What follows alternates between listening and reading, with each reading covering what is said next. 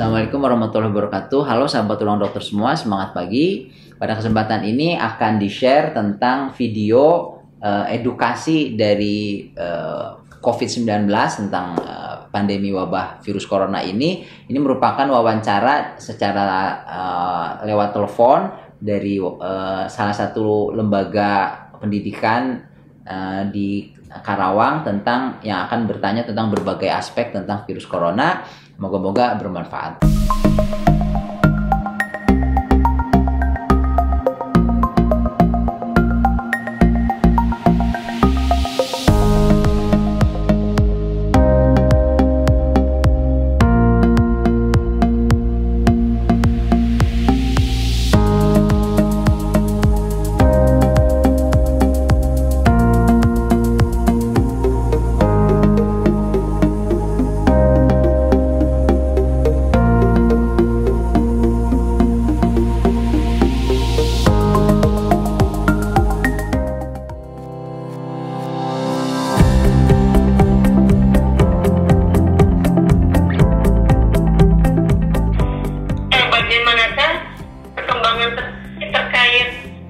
Pengobatan atau vaksin COVID-19 gitu. Oh, jadi harus dibedain antara pengobatan dengan vaksin. Kalau pengobatan itu kan orang yang terkena penyakit infeksi virus corona, kemudian dia ada pilihan-pilihan terapi yang dianggap efektif untuk memperbaiki atau menyembuhkan si pasien yang dengan keluhan-keluhan, berbagai keluhan tadi, itu pengobatan. Kalau vaksin kan diberikan sama orang yang sehat. Orang yang sehat, yang belum kena penyakit, kemudian mendapatkan vaksin corona supaya tubuhnya membentuk antibodi sendiri terhadap virus, sehingga nanti kalau misalnya virusnya datang, dia udah punya antibodi sehingga tidak sakit gitu. Kalau pengobatan sampai saat ini tuh memang penelitian-penelitian tentang pengobatan infeksi virus corona tuh masih sangat istilahnya terbatas, karena kasusnya kan baru terjadi mulai akhir 2019, kemudian menyebar ke seluruh dunia. Jadi kasus-kasusnya tuh penelitiannya tuh belum banyak dan masih sifatnya eksperimental, pada dilakukan oleh dokter-dokter yang mengelola pasien-pasien COVID yang ditangani di negaranya masing-masing. Jadi obat-obatnya masih mengundang pro dan kontra. Ada yang bilang ini efektif, ada yang di tempat lain dibilang ini bisa menimbulkan efek samping macam-macam. Jadi akhirnya untuk saat ini sih yang perkembangan terakhir tuh belum ada obat yang dianggap betul-betul efektif 100% tanpa efek samping yang bermakna pada pasien-pasien yang mendapatkan infeksi virus ini gitu.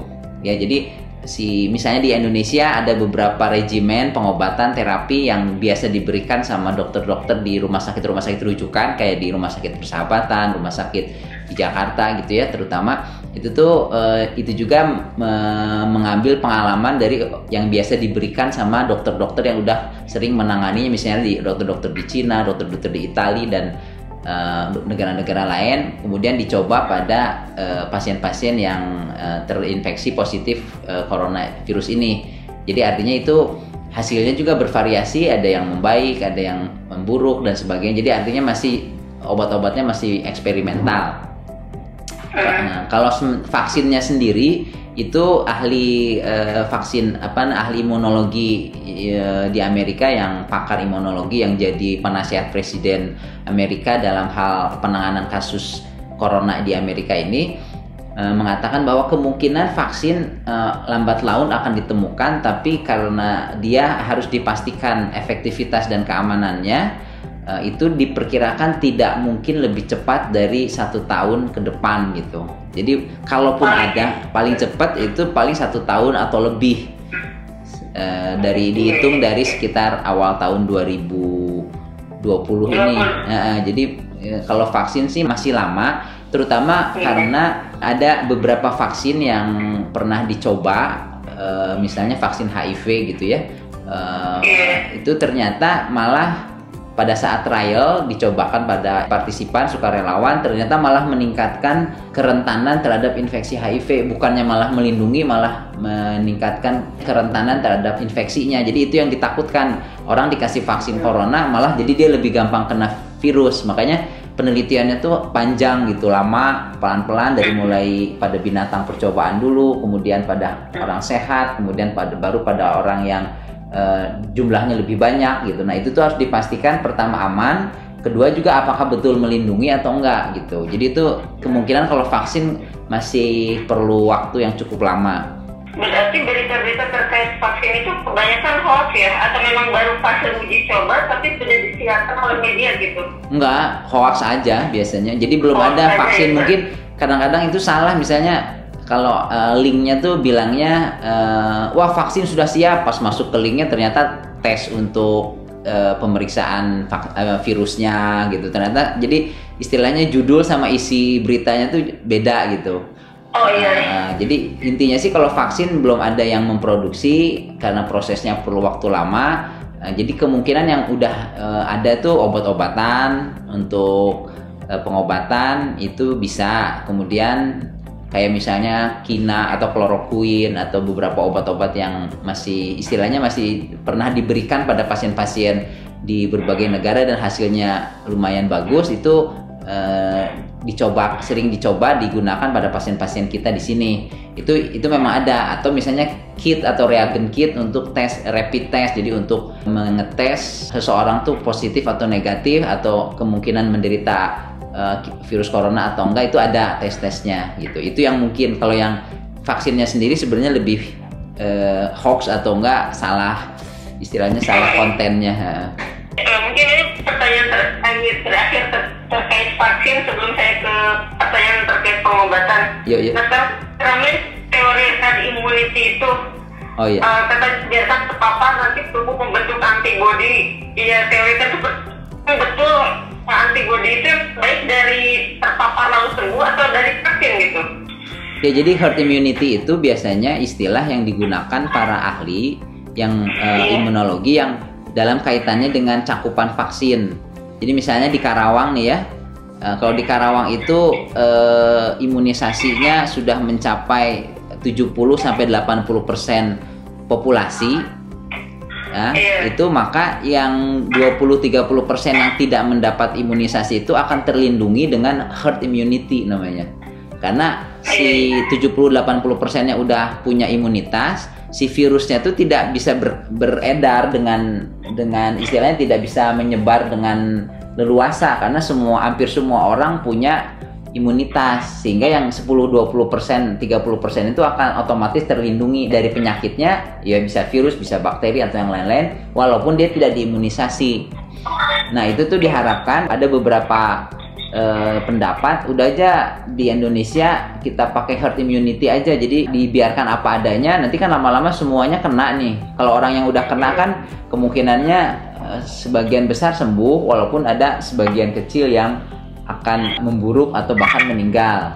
Nanti diharapkan kalau udah semuanya sekitar 70-80% kena penyakit corona ini, sisanya tuh akan terlindungi, jadi akhirnya angka kejadiannya akan turun. Jadi herd immunity ini, teori tentang herd immunity ini untuk diterapkan di kasus corona ini juga banyak dapat kritik karena si kasus virus corona ini terlalu cepat menyebar ya. Kemudian kalau dibiarkan herd immunity ini, teori ini dibiarkan untuk menangani kasus corona, pertama nanti yang sakitnya akan terlalu banyak sehingga si rumah sakit itu kewalahan. Jadi jumlah kasus sama jumlah tenaga medis, jumlah fasilitas medis untuk menanganinya itu tidak akan cukup, sehingga akhirnya pasien terbengkalai, bahkan pasien-pasien lain yang bukan corona akan terbengkalai karena semua bednya dipakai untuk kasus corona. Nah, itu yang pertama ya, kekurangannya. Yang kedua, kalaupun angka kematiannya kecil, misalnya cuma angka 4% ya, kalau di Indonesia kan sekitar 8% karena kasusnya belum banyak dideteksi. Kalau 4% aja misalnya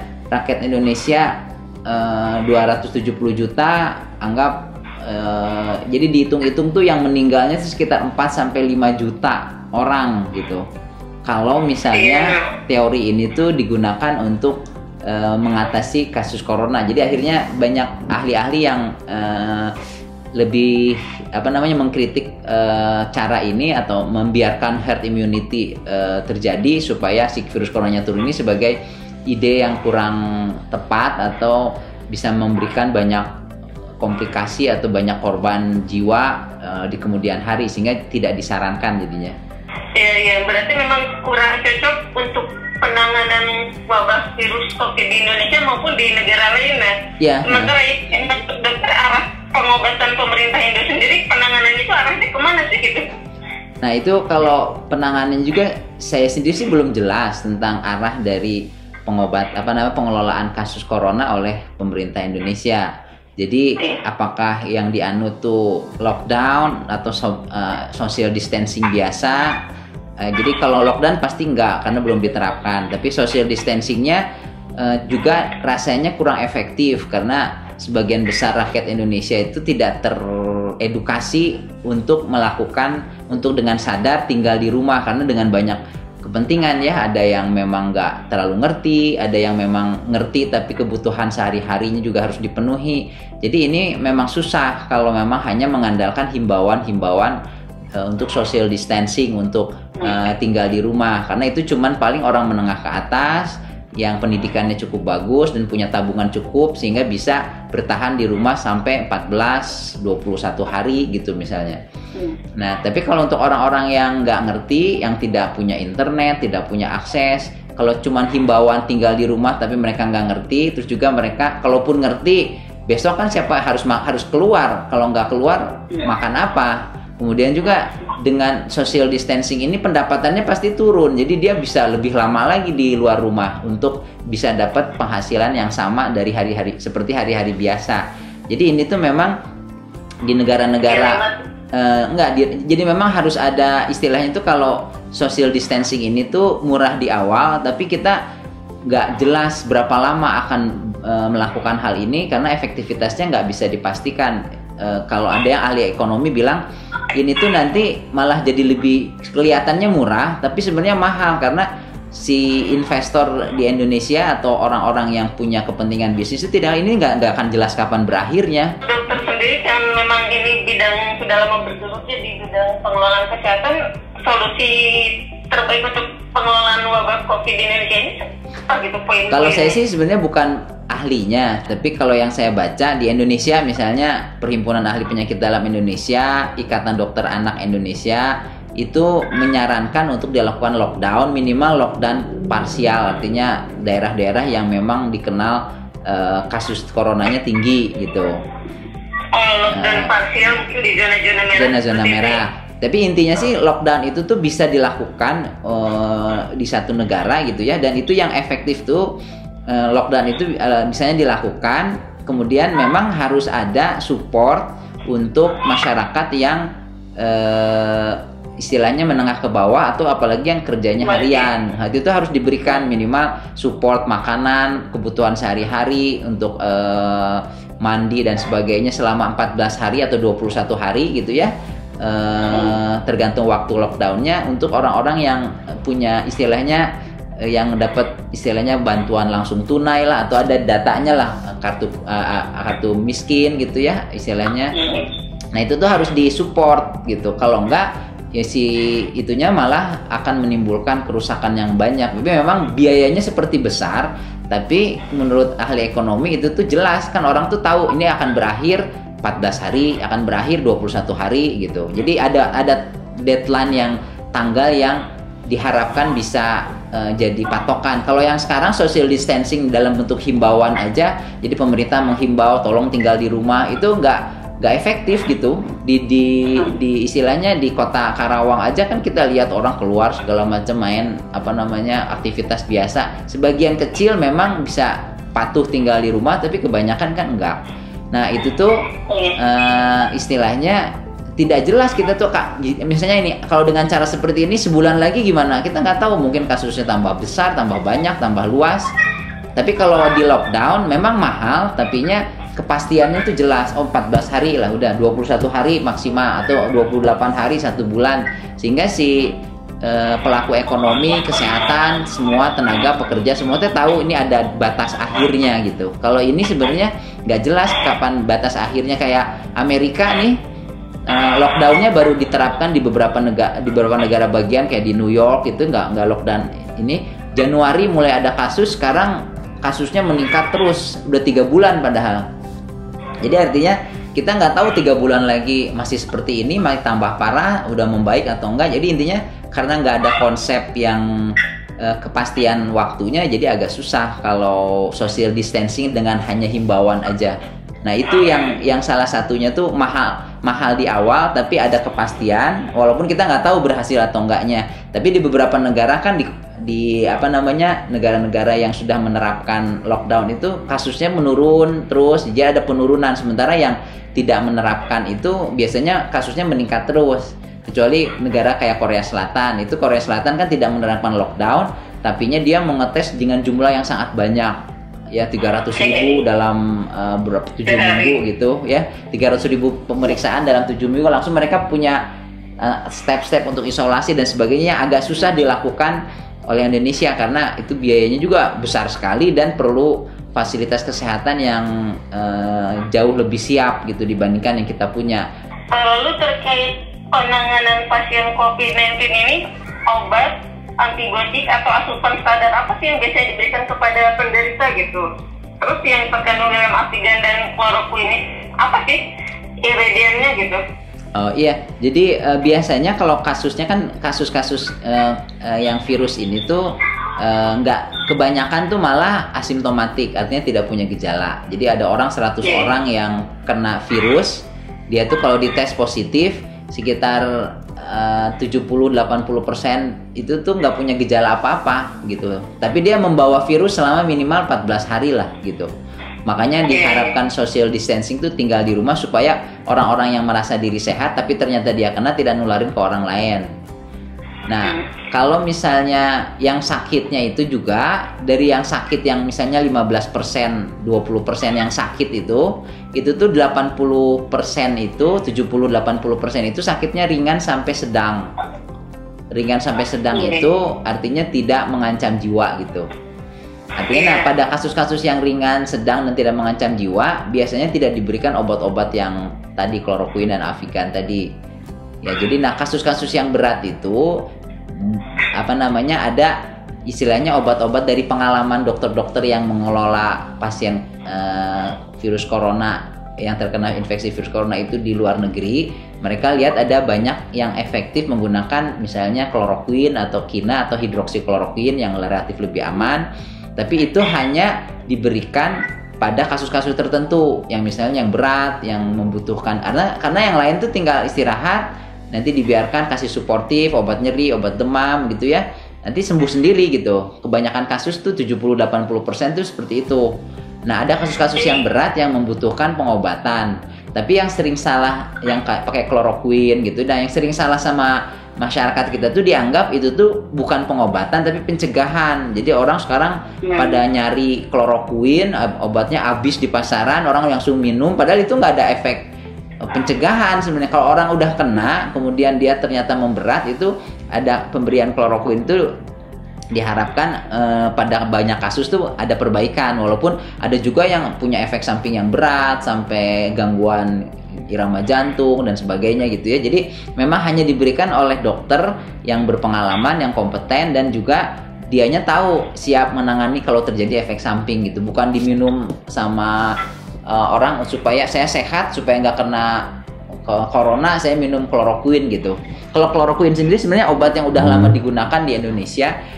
Itu tuh kina ya, yang diproduksi biasanya cuma sama Kimia Farma dan itu udah jarang dipakai. Makanya sekarang kemungkinan bakal diproduksi lagi, disebutnya kloroquine. Nah, kloroquine ini obatnya relatif lebih, ada obat lain namanya hidroksikloroquine yang relatif lebih ringan efek sampingnya.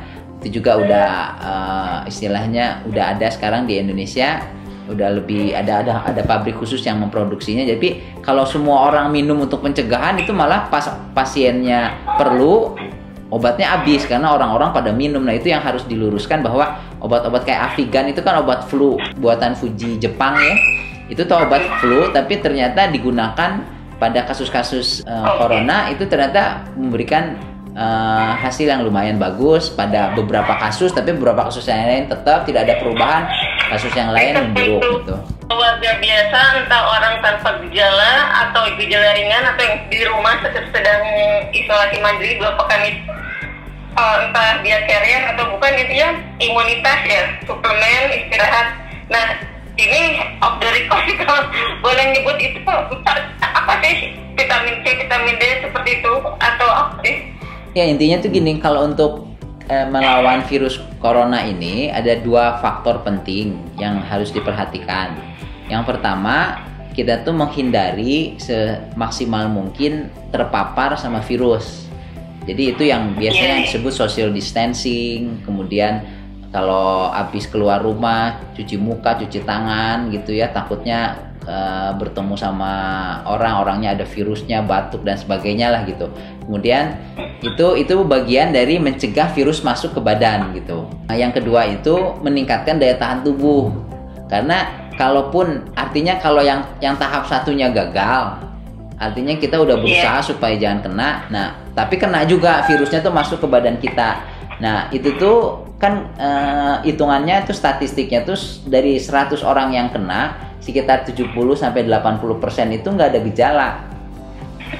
Nah, yang nggak ada gejala itu biasanya yang daya tahan tubuhnya bagus. Jadi kalau makin bagus daya tahan tubuh kitanya, maka akan makin ringan atau bahkan tidak ada gejala kalau kita terkena virus corona tadi gitu. Jadi makanya penting sekali untuk selain mencegah virusnya masuk ke badan kita juga menjaga supaya daya tahan tubuh kitanya bagus, makin lama makin bagus gitu. Kurang lebih sih gitu. Makanya orang-orang yang banyak terkena penyakit yang berat itu biasanya dari kelompok umur yang makin lanjut usia, karena mereka itu kebanyakan daya tahan tubuhnya kan nggak sebagus orang muda. Dan juga atau orang tua, apalagi orang tua yang punya penyakit-penyakit penyerta, misalnya diabetes, penyakit jantung, penyakit paru, penyakit gagal ginjal, cuci darah, itu kan daya tahan tubuhnya lebih jelek lagi. Nah itu tuh biasanya kalau dia kena virus, nah itu manifestasi penyakitnya berat, bahkan mengancam jiwa gitu. Nah untuk imunitas ini dari makanan bergizi dan suplemen seperti itu mungkin ya? Ya, jadi kalau suplemennya sendiri, kalau makanannya intinya banyak cara untuk meningkatkan daya tahan tubuh. Yang pertama, yang penelitiannya jelas itu makan makanan yang bergizi itu maksudnya yang banyak mengandung protein, ya, karena protein itu yang membentuk antibodi untuk melawan infeksi. Jadi bukan karbohidratnya, banyak makan bergizi itu karbohidratnya dibanyakin, tapi proteinnya daging, telur, ikan, susu gitu. Itu tuh yang akan membentuk sistem pertahanan tubuh. Kemudian yang kedua, flora usus, bakteri usus yang ada di tubuh kita ya, di usus kita, ada di seluruh tubuh kita itu ada bakteri sekitar jumlahnya tuh sekitar 10 kali lipat lebih banyak dari sel tubuh kita. Kalau tubuh kita tuh kalau nggak salah sekitar 10 triliun. Nah itu tuh bakteri yang ada di badan kita itu terutama di usus itu sekitar 100 triliun. Nah itu tuh dikatakan yang di usus terutama, tapi banyak di daerah-daerah lain juga, di daerah daerah-daerah kulit, misalnya rongga mulut dan sebagainya, itu ada bakteri-bakteri yang gabung dalam disebutnya mikrobiota.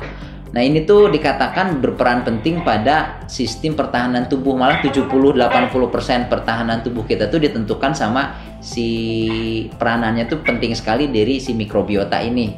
Nah si mikrobiota ini tuh bisa meningkat kesehatannya, artinya kemampuannya membantu kita melawan infeksi itu kalau mendapat kalau keseimbangan bakteri baik dengan bakteri buruknya tuh lebih banyak ke bakteri baik. Makanya salah satu cara yang efektif untuk meningkatkan daya tahan tubuh itu dengan banyak minum pertama probiotik ya. Probiotik itu artinya bakteri baik yang masuk ke yang kita konsumsi ya. Ya ada beberapa kan suplemen-suplemen yang istilahnya bakteri-bakteri usus gitu kan. Ya kalau boleh menyebut nama misalnya Yakult, Vitacam, kefir gitu atau yogurt gitu yang istilahnya diproses susu fermentasi lah, yang di dalamnya itu banyak sekali bakteri baik yang ketika kita masuk nanti bakteri baiknya itu jadi keseimbangannya berubah, jadi lebih banyak bakteri baiknya. Nah itu bisa meningkatkan daya tahan tubuh kita. Yang kedua tuh dengan minum yang namanya prebiotik. Prebiotik itu artinya makanan yang disukai oleh bakteri yang baik. Jadi bakteri baik itu suka prebiotik tuh kayak sayuran, buah-buahan gitu. Nah itu tuh bisa meningkatkan kesehatan dari mikrobiota di tubuh kita, sehingga kemampuan untuk menghadapi infeksi juga jadi lebih bagus. Artinya daya tahan tubuhnya lebih bagus. Jadi yang pertama tuh makan bergizi, yang kedua tuh probiotik dan prebiotik ya. Jadi memperbaiki kesehatan atau kemampuan mikrobiota usus.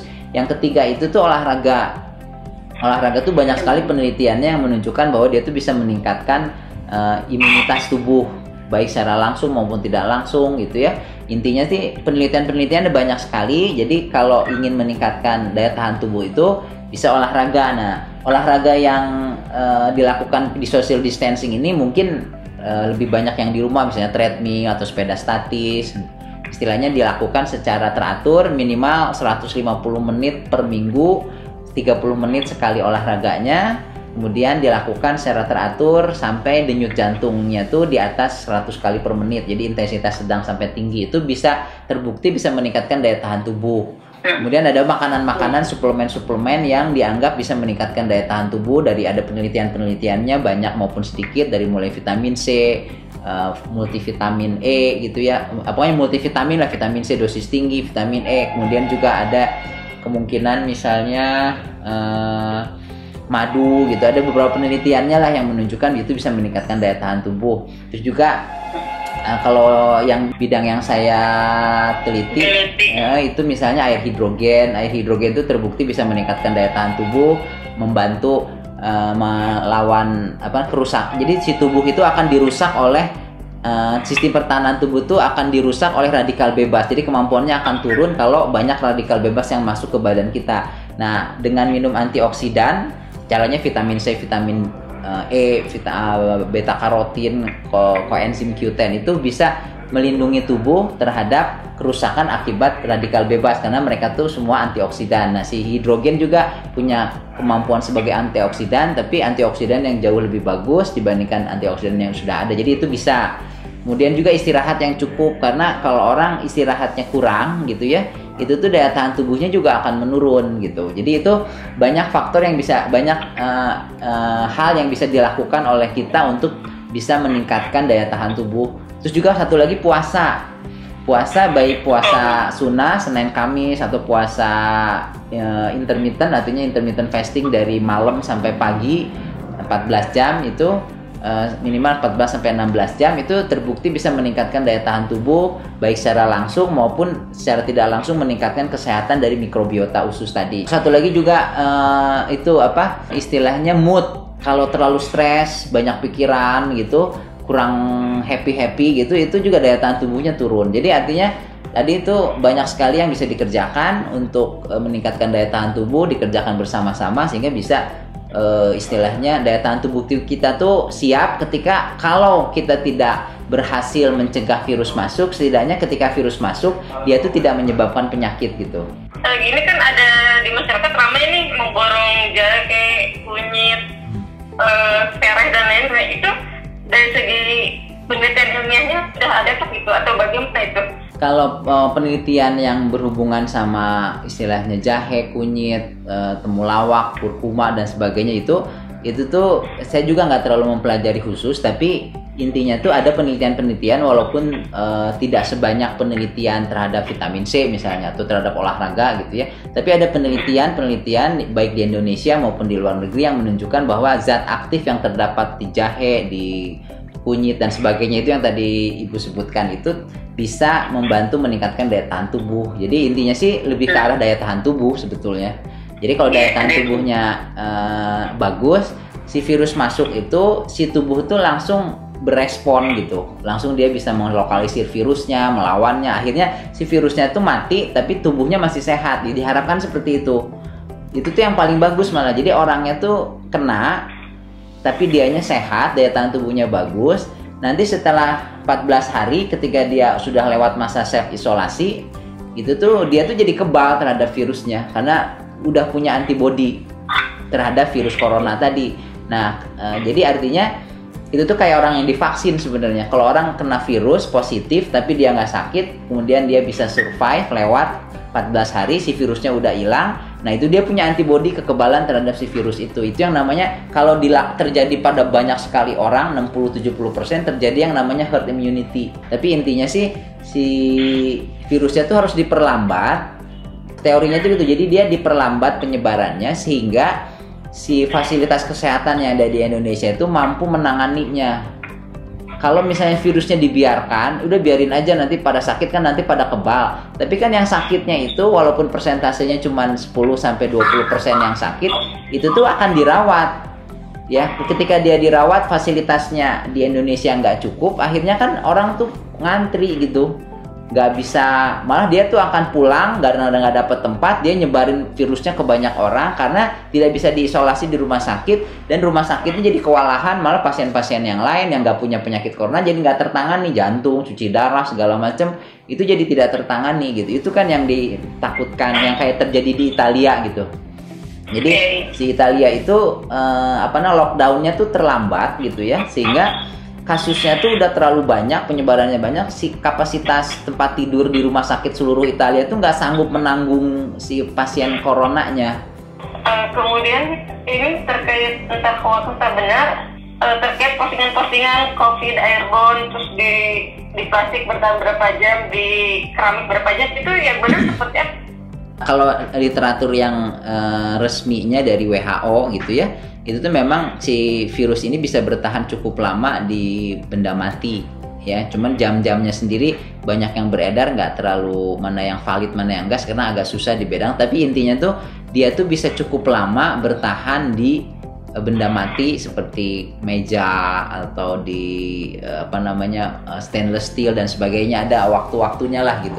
Nah itu tuh makanya dengan itu tuh meningkatkan kewaspadaan. Itu tuh sebenarnya data itu tuh untuk masukan bagi para ahli kesehatan, bagi para tenaga kesehatan yang untuk edukasi ke pasien, untuk ke orang yang sehat, bahwa bisa aja loh orang yang sakit ini batuk misalnya, terus dropletnya muncul nempel di meja, si virusnya tuh ada di meja, terus kita megang-megang atau kita salaman, kita pelukan, cipika-cipiki sama orang yang sakitnya, virusnya nempel di kita, terus kita nanti di tangan kita ada virus, kita terus megang mulut, megang tangan, mata, megang hidung segala macam, kemudian virusnya masuk ke saluran nafas kita, kemudian bisa menyebabkan penyakit gitu. Itu kan yang ditakutkan tuh itu. Jadi makanya selain self isolation kan nggak cuma self isolation, tapi cuci tangan sebelum aktivitas, habis keluar rumah itu cuci tangan, kemudian juga sebelum makan dan sebagainya, sehingga kalau ada virus pun dengan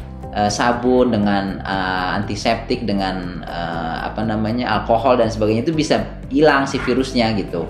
Itu tujuannya tuh, harapannya itu. Makanya desinfektan juga kan salah satunya disemprot itu untuk membunuh virus yang misalnya penyemprotan di Karawang nih, misalnya disemprot di berbagai daerah kan, itu tuh untuk membunuh virus-virus yang masih menempel di benda mati itu sebenarnya. Tapi kalau kitanya rajin cuci tangan gitu ya, jadi setiap kali kalaupun virusnya kebetulan ada di tangan kita, kalau kita sebelum aktivitas, sebelum makan, sebelum masuk rumah kita cuci tangan dulu yang bersih, si virusnya kan hilang, mati maksudnya.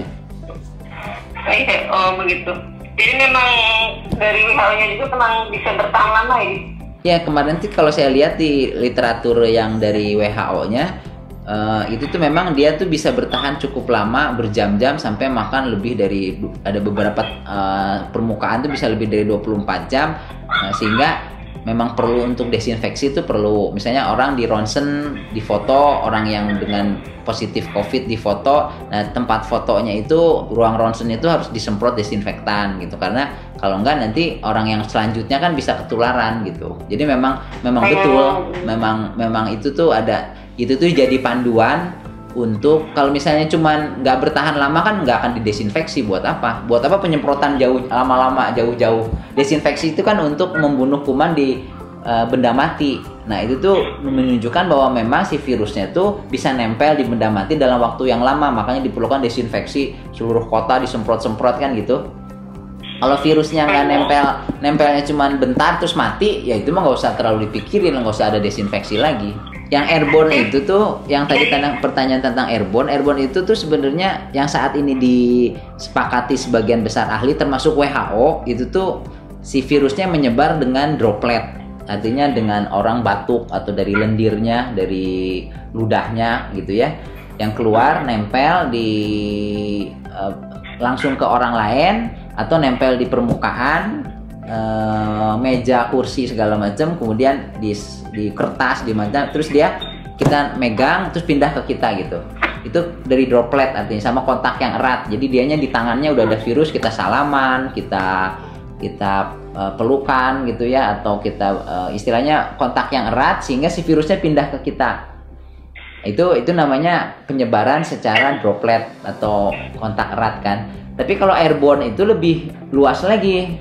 Airborne itu jadi kalau orangnya batuk gitu ya, terus si virusnya tuh di udara itu bisa bertahan berjam-jam gitu. Jadi kalau orangnya batuk di sini, terus dia pulang, 2 jam kemudian orang lain datang, itu orang tuh bisa ketularan kalau airborne. Jadi penting sekali memastikan apakah si corona ini airborne atau bukan. Nah ternyata enggak, sekarang ternyata ada tindakan-tindakan medis tertentu, misalnya kayak nebulisasi kan orang apa namanya corona, misalnya sesak nafas nih ya, yang kena virus COVID-19 ini sesak nafas, terus dilakukan nebulisasi, dikasih itu tuh apa, diuap. Nah di proses uapnya itu tuh katanya bisa membuat si virusnya tuh bertahan beberapa jam sampai 4 jam di udara gitu. Tapi nggak secara umum tuh nggak seperti itu. Aja ada tindakan-tindakan yang harus diwaspadai, terutama di rumah sakit, di fasilitas klinik tenaga kesehatan, yang memungkinkan si virusnya itu bisa bertahan di udara, tapi juga nggak lama, kalau nggak salah sekitar 3-4 jam, kemudian dia nanti jatuh lagi gitu ke permukaan. Jadi secara saat ini sih belum ada penularan airborne yang secara umum. Belum ada penularan airborne, tapi pihak medis dan fasilitas medis itu melakukan tindakan antisipatif gitu ya? Iya, kalau dia misalnya diuap atau ada tindakan-tindakan yang lain lah, jadi tindakan ekstraksi gigi, pakai anestesi segala macam, adalah daftar tindakan yang harus diwaspadai yang bisa menyebabkan virusnya jadi airborne. Tapi kalau di masyarakat sendiri sih sampai sekarang belum ada bukti bahwa si virusnya itu bisa menyebar secara airborne. Nah ini kan terkait kepala daerah kita ya, Teh Sally. Karena beliau sendiri di Instagramnya bilang bahwa saya tanpa gejala begini-begini kan, jadi ada banyak yang berpikir saya akan diri secara mandiri gitu. Sebenarnya walaupun kita sehat, imunnya bagus, walaupun virus masuk akan sembuh dengan sendirinya, tapi ada keinginan saya tes mandiri. Nah, dilakukan tes mandiri itu biayanya berapa? Terus kalau di Karawang sendiri terdekat di mana gitu?